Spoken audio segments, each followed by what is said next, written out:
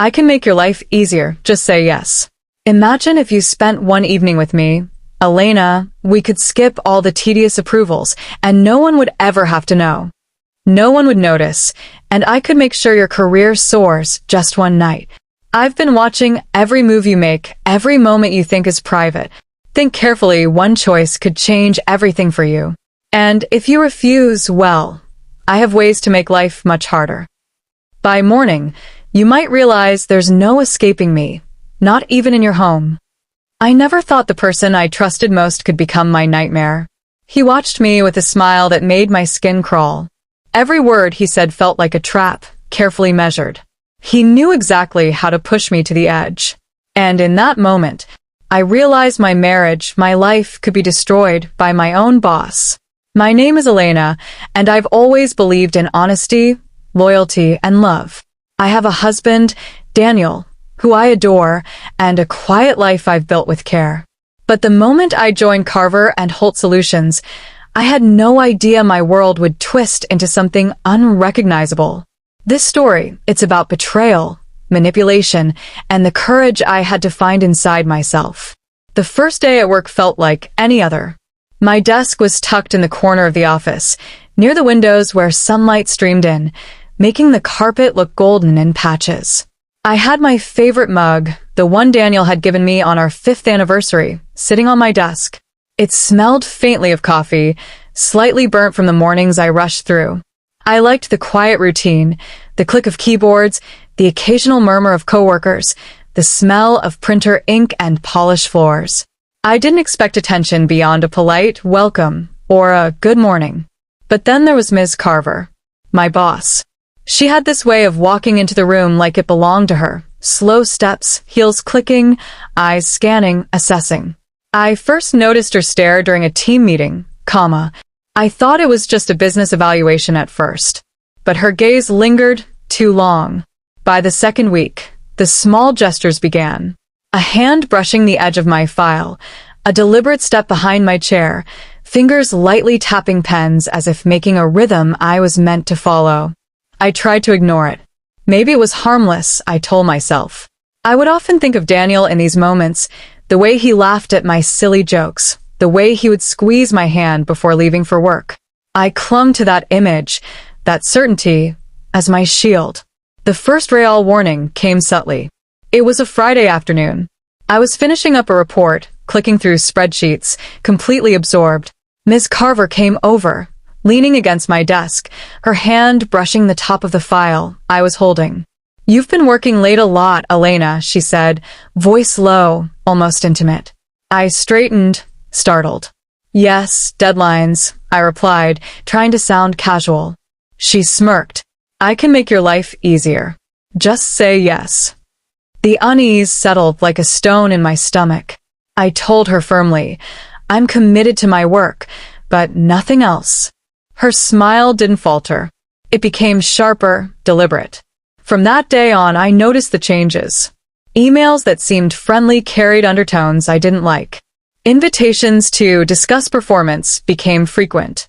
She would schedule meetings at odd hours and linger longer than necessary, asking questions that felt personal, probing, testing. I tried to ignore it, I really did. I reminded myself, I had a life outside this office. Daniel, my home, my quiet evenings. But every time I glanced at her, I felt a chill. She didn't just watch me, she was planning. One evening, I stayed late finishing a presentation. The office was almost empty, the hum of the AC the only sound. Ms. Carver appeared at the doorway. "Elena," she said softly, almost a whisper. I froze. Her shadows stretched across the carpet. "You know I notice everything, don't you? I see what you do, where you go." She stepped closer, the click of her heels echoing in the quiet room. My heart raced. I wanted to run, but my legs felt rooted. "And I think some things could ruin you if you're not careful." I realized then, she wasn't just obsessed. She was dangerous. I left work that night thinking of Daniel. I imagined his hand in mine, the calm warmth of our kitchen, the soft hum of our home. I clung to that as my anchor, because I didn't know how to navigate the storm that had quietly built around me. The next morning, I arrived at the office, trying to act normal. But the moment I stepped into the lobby, my chest tightened. Her presence was already there, Miss Carver, standing near the glass wall, flipping through a stack of papers, heels clicking softly on the polished floor. She looked up, smiled that same calculated smile, and nodded as if nothing had happened. I swallowed, telling myself, just keep your distance, just do your work. But distance wasn't enough. That week, her methods escalated. First, it was the subtle comments. In team meetings, she'd lean close when I presented, whispering things like, "You're too good at this. I wouldn't want someone else to notice you." The room was silent, the air heavy. My coworkers pretended not to notice, but I felt their eyes flick toward me, curiosity and awkwardness mixing in. She had started using the office itself as a weapon, making small humiliations public, each one calculated to isolate me. One afternoon, she called me into the conference room under the pretense of reviewing a client proposal. The moment I entered, the door clicked shut behind me, and I realized only she was there.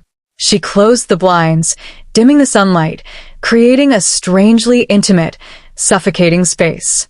Elena, seat. She gestured toward the leather chair across from her. The sound of her heels tapping echoed in the silent room as she circled the desk, fingers grazing the files and pens on top.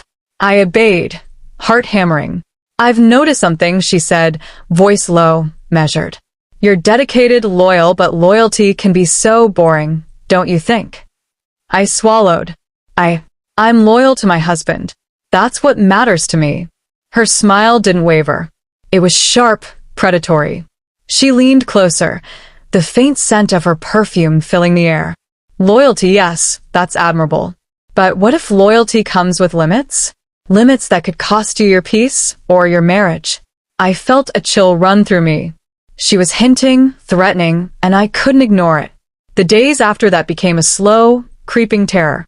She would leave files on my desk with highlighted notes that suggested incompetence, even though I had double-checked every report.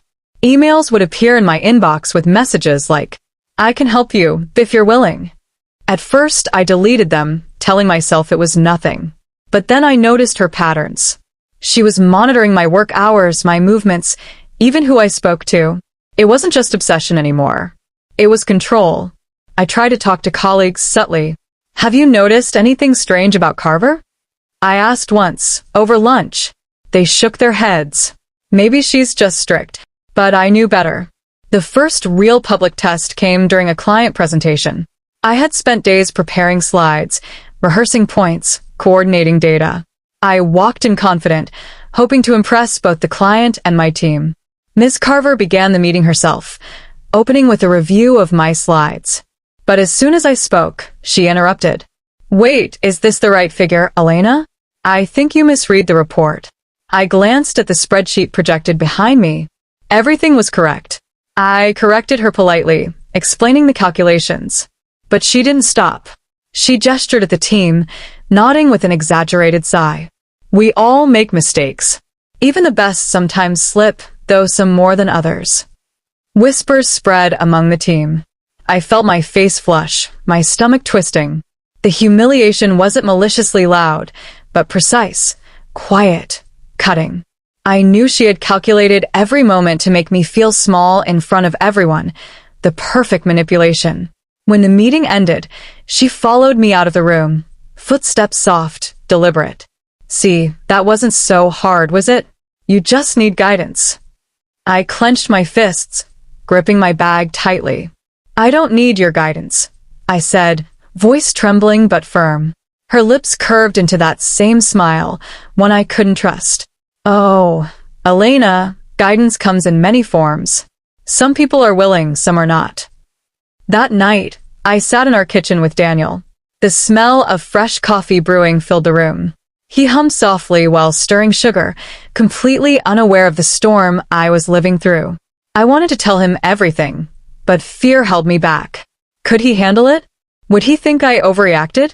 I thought of the subtle threats, the way she lingered near my desk, the emails, the meeting, each small act adding up. She wasn't just a bully. She was smart, manipulative, and dangerous. But I also knew something else. I couldn't let fear control me.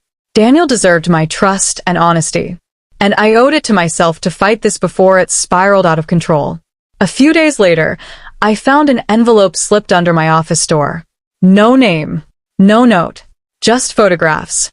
Photos of me arriving home late from work, walking to Daniel's car, even one of me hugging him goodbye in the morning. And scribbled at the bottom of each, "You won't get away with this." My stomach sank.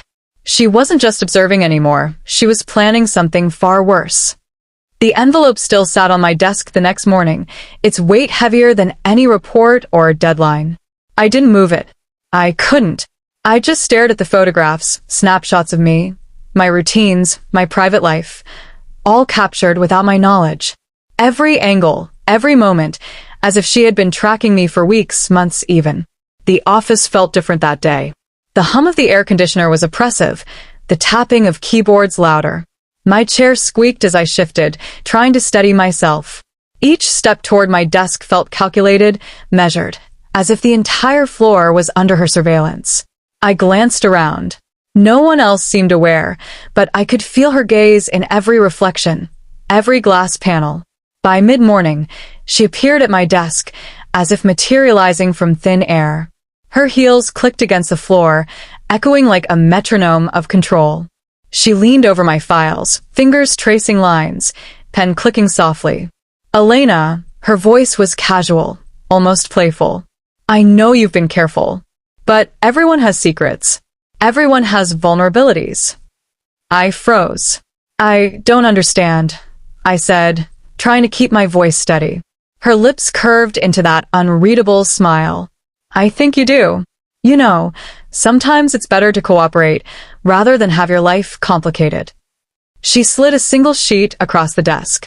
It was a spreadsheet, nothing overtly incriminating, but with notes in red ink suggesting missed deadlines, tiny mistakes, things that could be twisted to make me look unprofessional. "Imagine what Daniel would think if he saw this," she whispered. I clenched my hands in my lap. The threat was clear. She wasn't just observing anymore. She was testing how far she could push me. That night, I sat on the edge of our bed, staring at the ceiling. Daniel was asleep beside me, unaware. The quiet breathing, the soft weight of his hand resting on the sheets, it should have been comforting. But I felt trapped. How could someone ruin everything I've built without a single confrontation? I realized fear wasn't enough. I needed a plan. Not for revenge, not yet. But to protect my life, my marriage, my dignity. I decided I would start documenting everything. Every message, every strange email, every meeting that felt like a trap. If she wanted to play a game, I would learn the rules first. The following days were a nightmare of subtle intimidation. She would hover by the printer, tapping her pen in slow, irregular patterns. Files would appear on my desk with underlined phrases, small notes implying incompetence or failure. She made sure everyone noticed. During one team lunch, she leaned slightly toward me while everyone else laughed. "You look tired, Elena, long nights again? Or distracted at home?" I stiffened, holding my fork tighter. The other colleagues laughed awkwardly, unsure if it was a joke or not. But I knew it was a message. Everyone had seen it. Everyone had felt it. I swallowed. "Stop threatening me. Stop manipulating me. I am married. I have a life outside this office. I will not allow you to interfere with that." Her expression didn't change. She leaned back in her chair, pen tapping lightly. "Elena, careful." Words can be very dangerous. Sometimes they fly straight back to the speaker. I left the room, chest tight. The words weren't a warning. They were a challenge. That night, I started creating folders on my computer. Emails, photographs, office incidents, recorded meetings. Every small detail. The more I collected, the more I realized how calculated she was. It wasn't just an obsession. She was building a dossier. Every step, every misstep I hadn't realized I took, she cataloged. But I also saw a pattern, gaps in her schedule, moments when she wasn't watching. That was my first hope: vulnerabilities. The days that followed were heavier than anything I had experienced at work. Every glance, every word from Ms. Carver carried a tension I couldn't ignore. Her obsession had a sharp edge now. It wasn't just about control or status. It was about possession, about bending me to her will. I felt the weight of her gaze the moment I stepped into the building, heels clicking in a rhythm that made my chest tighten. That morning, I tried to keep my focus on my tasks, double-checking every spreadsheet, every report, every email. But she appeared behind me before I even finished the first line of data, standing close enough that I could feel the faint scent of her perfume, intoxicating and suffocating at the same time. I realized then that she would not stop. She wouldn't relent. She wanted me alone, and she was willing to use everything in her power, my reputation, my career, even my marriage, to get it. That night, at home, I poured my heart out to Daniel. I told him everything. The subtle threats, the emails, the public humiliations, the whispers, the way she loomed over me in her office. He listened quietly, his hand holding mine, grounding me in reality. We'll handle this together. You're not alone, Elena. His calm steadiness was the anchor I needed. I couldn't fight her by myself, but I could fight with the truth, with evidence, with careful planning. I began organizing everything: screenshots, files, recordings of meetings, timestamps of emails, and photographs of suspicious behavior. Each piece felt like a small shield, a tiny step toward reclaiming control over my life. The following week, she sent me another envelope, no words this time. Inside were photographs of me walking to Daniel's car after work, leaving the grocery store, even one of me hugging Daniel in the kitchen. Scrawled on the edges, "I see everything. You can't hide. You know what's coming." I felt a wave of fear, but also resolve. She was escalating. This wasn't just manipulation anymore. It was intimidation, and now it was personal. I looked at Daniel as he made dinner, the steam rising from the pot, the soft clatter of utensils, the faint smell of garlic and herbs filling our kitchen. I thought, I have to protect him. I have to protect us. The office felt heavier that Monday morning, like the walls themselves were closing in. Every time I walked past Miss Carver's glass office, I could feel her eyes following me, sharp and unyielding. The faint click of her heels echoed down the hall long before I reached my desk, a steady, ominous rhythm that made my stomach twist. She had shifted tactics. Now, it wasn't just whispers or public humiliation. It was work threats disguised as guidance. I received a new assignment, a client project with impossible deadlines. The instructions were vague, yet she expected perfection. When I asked for clarification, she leaned against my desk, pen tapping lightly on a notebook, a slow, deliberate sound that felt like a countdown. Elena. I expect results. Don't disappoint me. Her smile was calm, almost maternal, except it wasn't the warmth I felt. It was control, a veiled threat hiding behind a polite tone. I nodded, forcing a smile, and walked back to my computer. The spreadsheet seemed endless. Each row felt like a trap. Every formula I entered, every slide I prepared, it had to be flawless. I worked late into the night, fueled by coffee and anxiety. But no matter how much I completed, it was never enough. She would send subtle emails questioning my work, forwarding them to higher management, making it look as though I was careless. Sitting at my kitchen table that evening, I stared at the stack of documents I had prepared. I felt both fear and determination. She thinks she can intimidate me. She thinks I'll cave, but I won't. Not now. Not ever. I began a meticulous plan. Every interaction, every email, every strange meeting, I documented.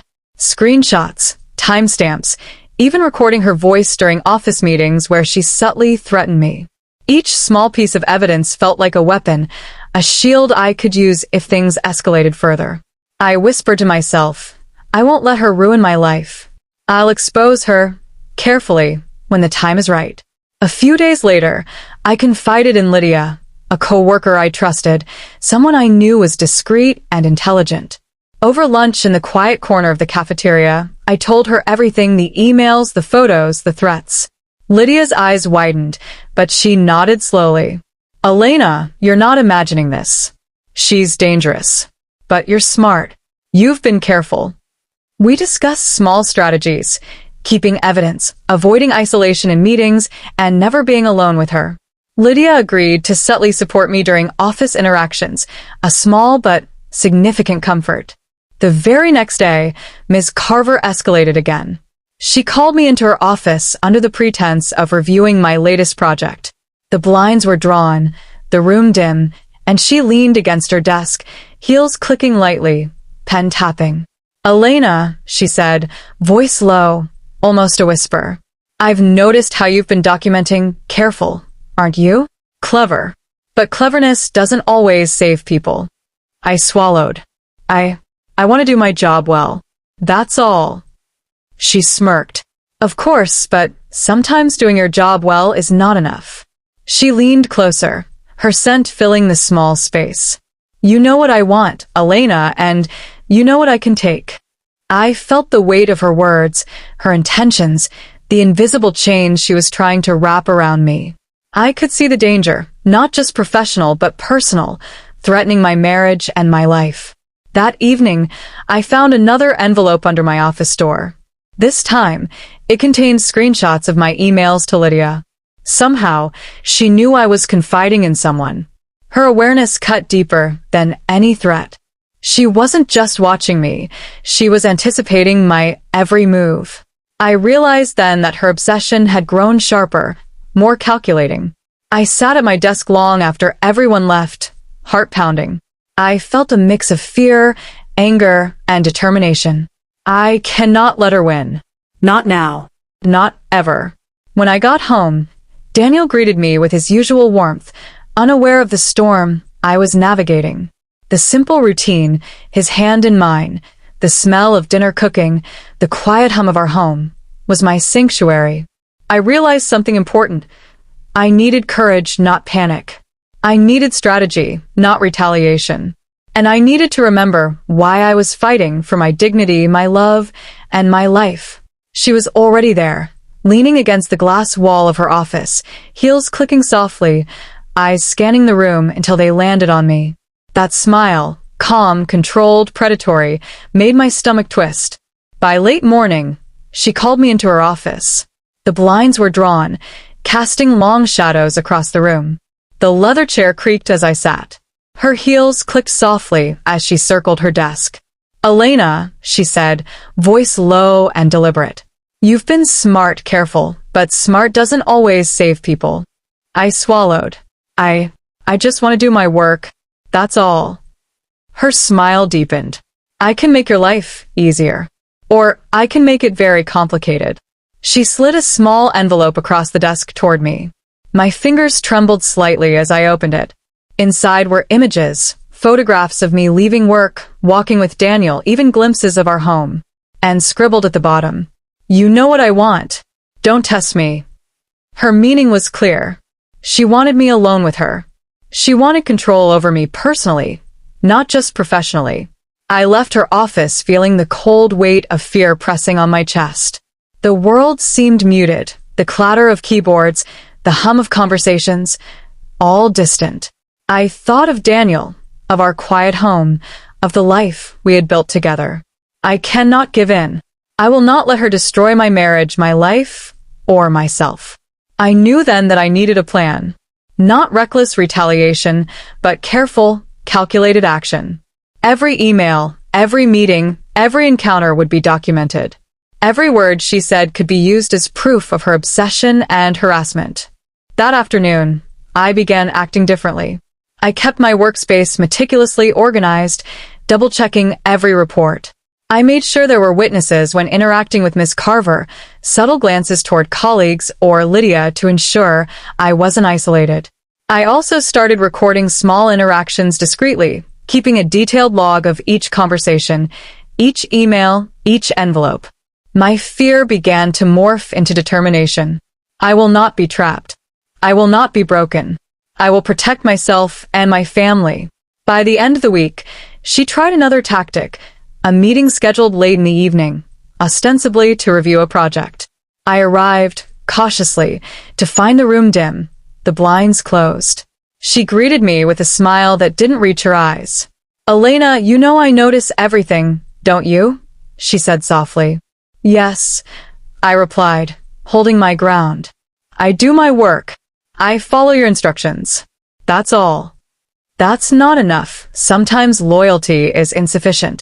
Her voice was smooth, but I felt the tension like ice in a room.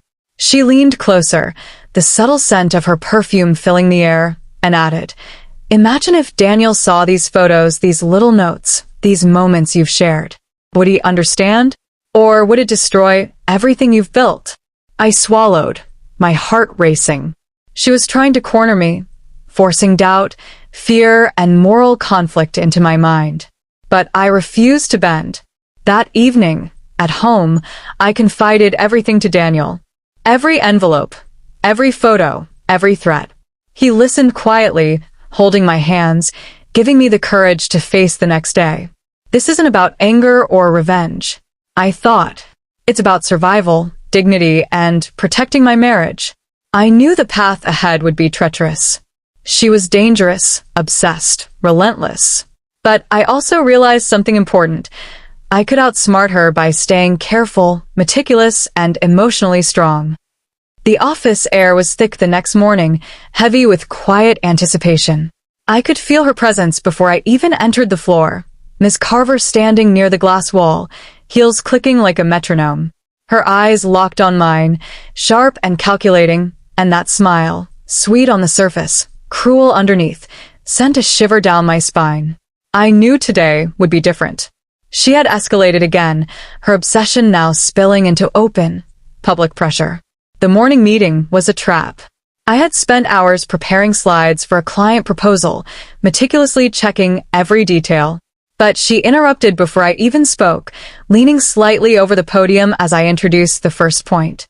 Elena, I think we need to review your calculations.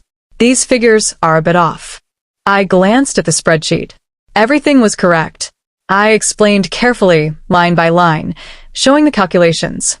Her smile widened, almost imperceptibly. Oh, I see. Well, mistakes happen, even the best among us. But we must be vigilant, mustn't we? The room was silent except for the faint tapping of her pen. I could feel the team's eyes on me, curiosity and discomfort mixing together. Every subtle laugh, every whisper felt like a calculated weight designed to isolate me. She had turned the room into her stage, and I was the reluctant actor in her play. After the meeting, I retreated to my desk, hands trembling slightly. The humiliation stung, but it also fueled a quiet determination. I won't be trapped. Not here, not in my life. I reviewed my growing dossier, emails, screenshots, photographs, logs of her meetings and interactions. Every small act, every word, every glance had been documented. I realized that if I played this carefully, I could turn her obsession against her. I also began subtly reaching out to trusted colleagues, discreetly asking if anyone had noticed similar behaviors, if they had witnessed anything unusual. Lydia was my anchor, but I needed more silent allies. That afternoon, she summoned me to her office. I entered with measured steps, heart pounding, prepared for whatever scheme she had in mind. The blinds were drawn, and the dim light made the room feel smaller, more intimate, more threatening. Elena, she said softly, circling her desk. You're clever. I admire that. But cleverness can only carry someone so far. I took a deep breath. I'm not here to play games. I'm here to do my job. Her eyes narrowed. Your job, your loyalty. It's admirable. But sometimes it is not enough. She leaned closer, the subtle scent of her perfume filling the air. You know what I want, Elena. You know what I can take if you resist. I swallowed, feeling the cold weight of her obsession press against me.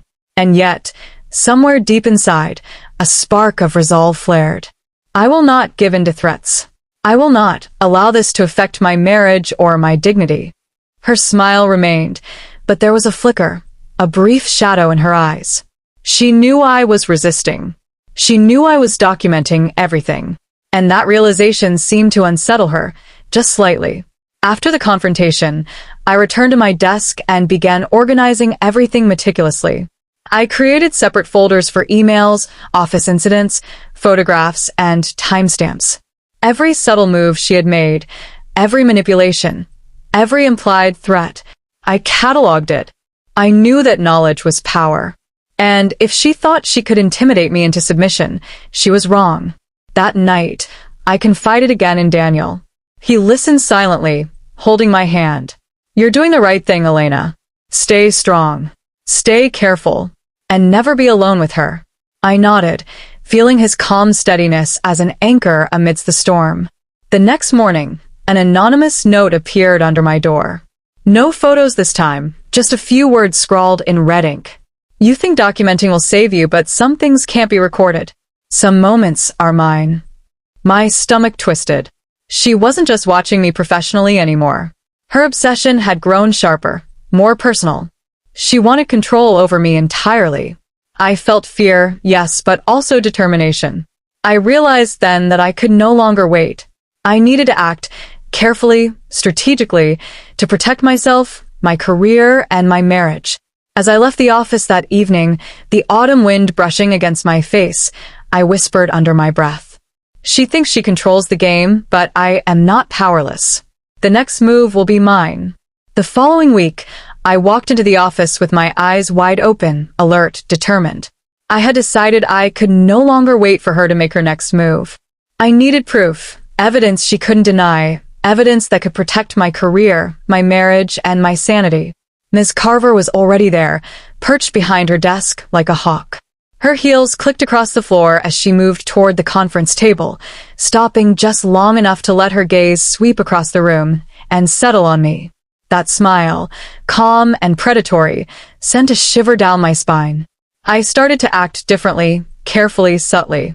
Every email I received from her was saved in a private folder on my computer.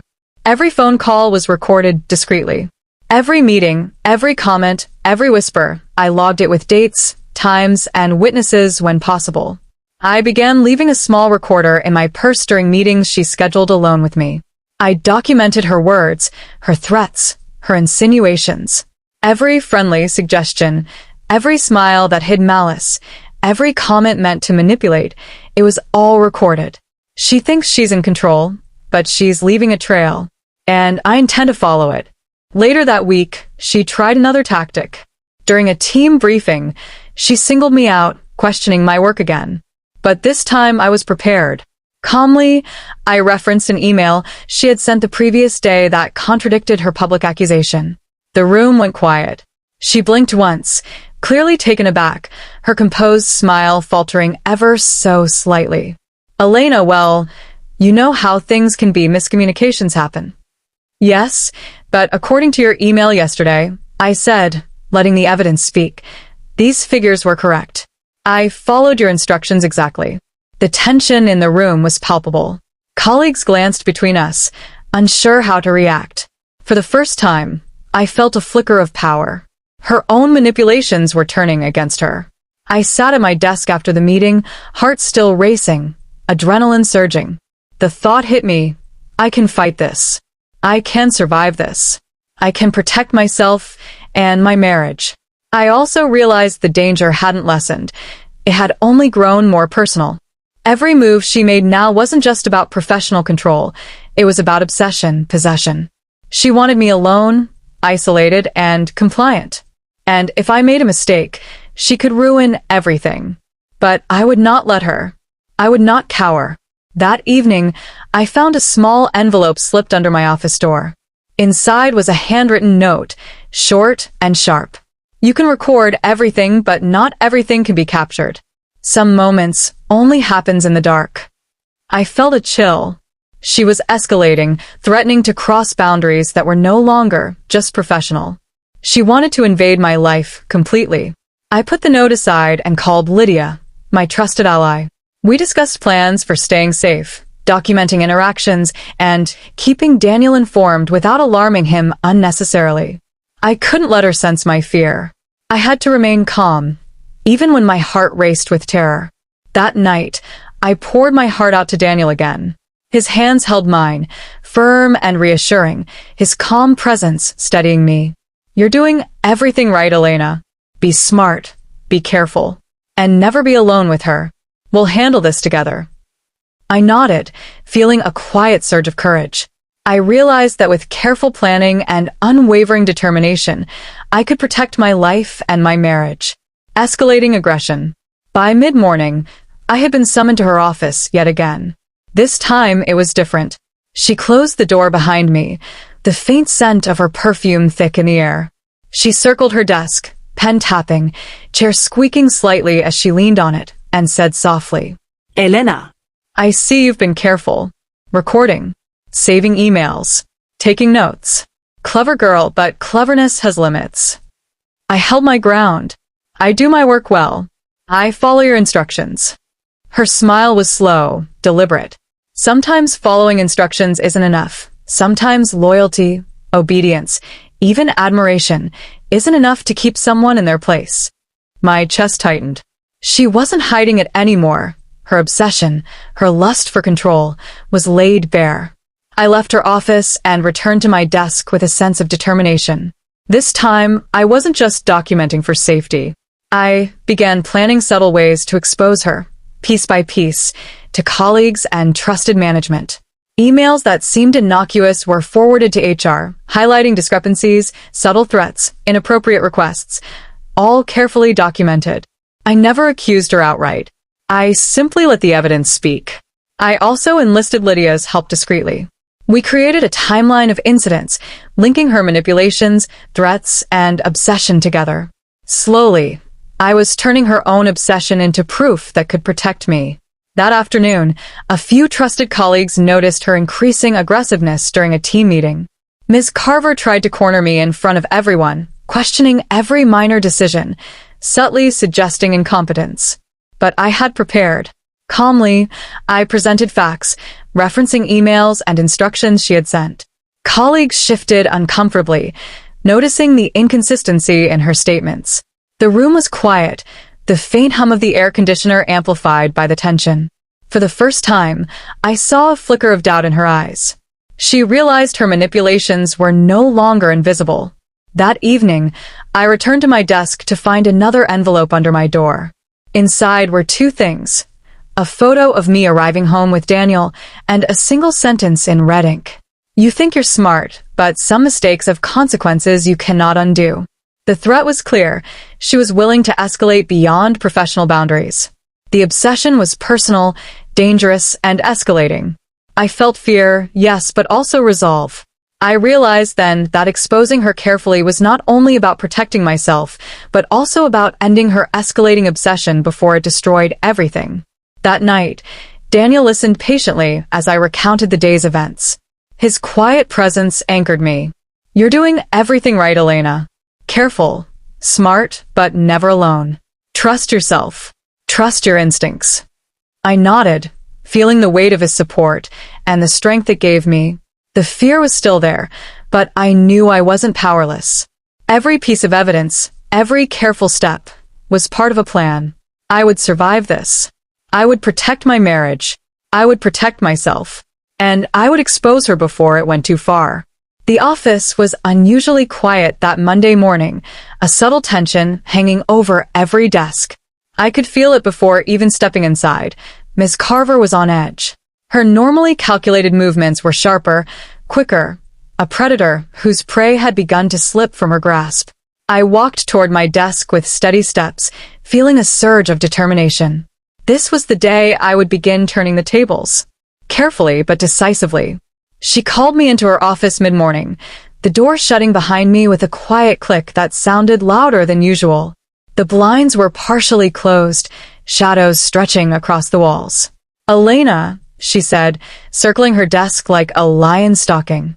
"You've been careful, haven't you? Recording, documenting, saving emails. Clever girl. But cleverness can only go so far." "I'm careful because I need to protect myself and my marriage," I said, holding her gaze. Her smile was thin, almost forced. "Marriage, family, you hold on to those things like they're shields. But even shields can break. Even the strongest bonds can crumble." I felt the weight of her words, her obsession pressing down on me like a physical force. She was desperate now, no longer subtle, no longer hiding her intentions. I left her office with a calm that masked the racing thoughts in my mind. Every piece of evidence I had gathered, emails, screenshots, recordings, photographs, was now ready to be presented. The careful documentation, the witness logs, the timeline of harassment and manipulation, all meticulously organized. I requested a private meeting with HR, presenting everything calmly, logically, and clearly. Each piece of evidence spoke for itself. Each interaction, every subtle threat, every act of obsession was documented. HR listened quietly, occasionally exchanging glances, the gravity of the situation settling in the room. Elena, Thank you for being so thorough. We will handle this immediately.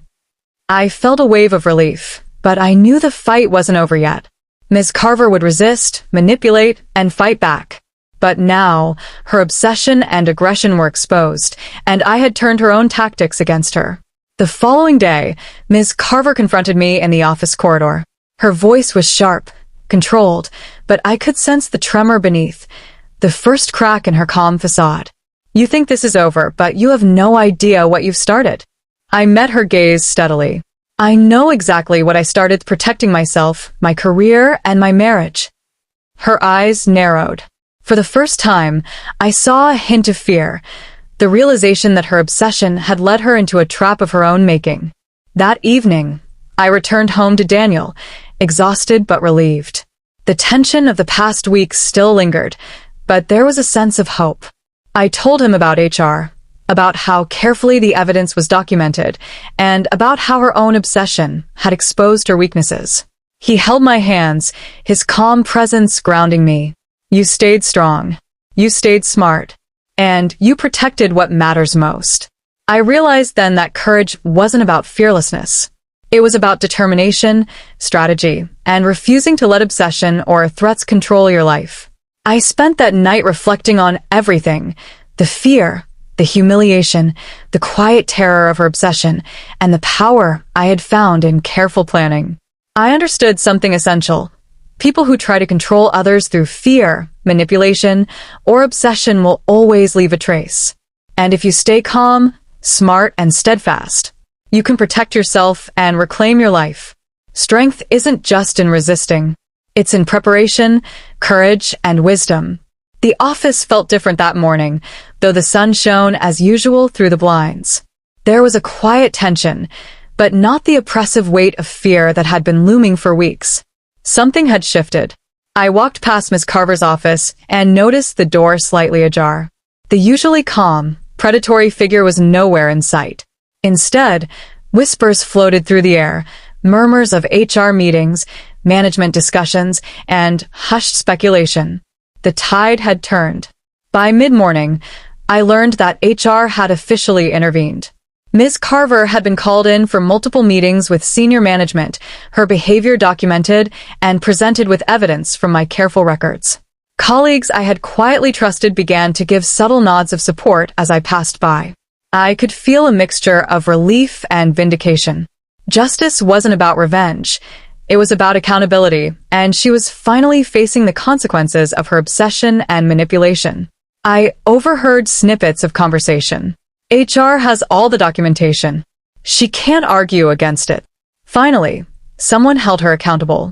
Each word reassured me that my careful planning had worked.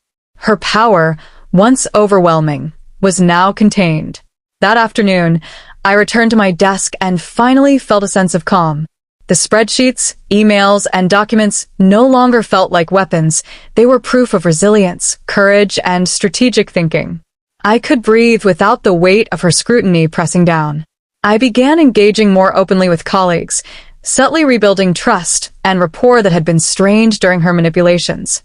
Every interaction, every smile, every casual conversation became part of reclaiming normalcy in my professional world.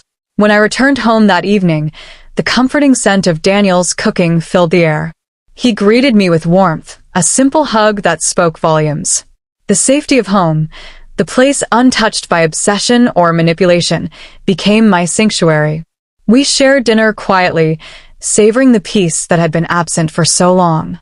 I realized how much strength I had drawn from our love, how much courage had been nurtured in the quiet moments of support and trust.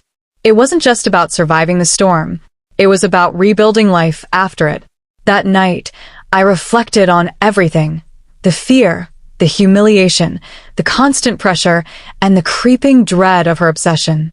And yet I also thought about the lessons I had learned. Courage is not the absence of fear. It is determination in the face of it. Strength comes from preparation, planning, and emotional clarity. Love and trust, when nurtured, provide a sanctuary amidst chaos. People who seek to control others through fear will always leave traces. Observing, documenting, and acting carefully can protect your life and dignity. I felt a quiet pride in myself. I had faced a predator, navigated the danger, and emerged with my life, marriage, and dignity intact. Even as the office slowly returned to normal, I knew vigilance was necessary. Life would continue to present challenges, but I had learned the power of awareness, strategy, and steadfast courage. I whispered softly to myself, "The storm is past, but I will never forget how to protect what matters most."